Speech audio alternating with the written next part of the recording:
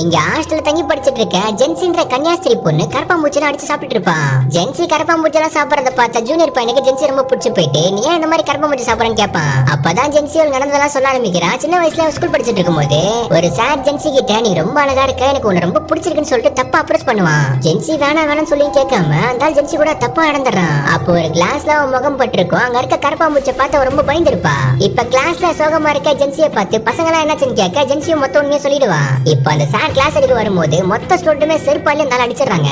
ஸ்கூலோட பிரின்சிபலுக்கு இந்த மேட்டர் தெரிஞ்சது. இந்த விஷயம் வெளியே போனா ஸ்கூலுக்கு தான் அசிங்கம்னு சொல்லிட்டு ஜென்சியோட அவங்க அப்பா வர வச்சு ஜென்சி மேலதான் மொத்த போர் பண்ற மாதிரி சொல்லி விட்டுருவாங்க.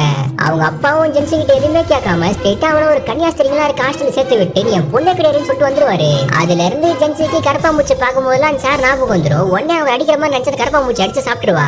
இந்த விஷயத்தெல்லாம் கேட்ட கிருத்திக்கும் பழைய ஞாபகத்தை நான் மறக்கிறேன்னு சொல்லிட்டு அவளை காட்டுக்கு ட்ரிப் மாதிரி கூட்டு போயிட்டு ரெண்டு பேரும் அங்க ஜாலியா லவ் பண்ணிட்டு இருப்பாங்க.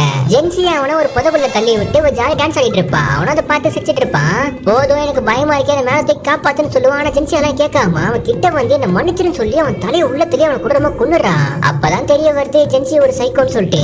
ஆக்சுவலா கிருத்திக் கிட்ட ஜென்சி சொன்ன விஷயம் எல்லாமே பொய்யாதான் இருக்கும். இவ குழந்தையா இருக்கும் போதே அவங்க அப்பா வேலைக்கே போக மாட்டான். அவங்க அம்மாவும் குழந்தை பசியில இருக்க வேலைக்கு போங்கன்னு எவ்வளவு சொல்லி கேட்காம நீ யாரு என்ன வேலைக்கு போக சொல்றேன்னு சொல்லிட்டு மனைவியை குடும்பம் போட்டு தள்ளிட்டு அவங்க பணத்தையே வீட்டுல வச்சுக்கிட்டு போட்டோ ஷூட் எல்லாம் பண்ண ஆரம்பிப்பான்.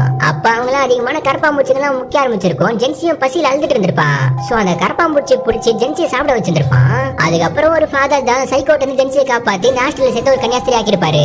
அதனாலதான் ஜென்சி கரப்பாம்பூச்சிகள் எல்லாம் சாப்பிட்டு பழகிருப்பா. இவன் மேல யார் பாசம் காமிக்கிறாங்களோ அவங்க எல்லாம் குடும்பமா போட்டு தள்ள ஒரு சைக்கோவா மாறி இருப்பா.